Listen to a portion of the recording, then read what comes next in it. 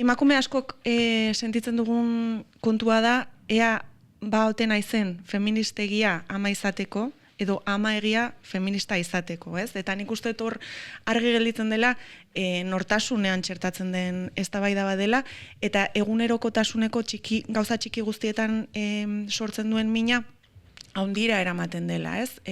Eta hor, badaukagu gizarte antolamendu oso bat.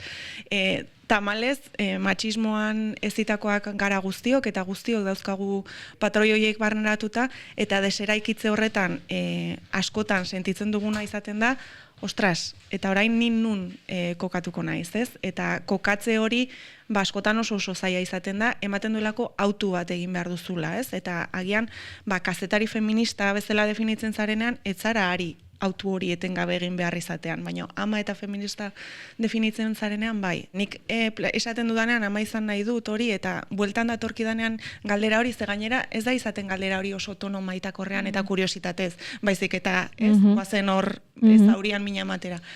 Horri izugarrizko epaia dago.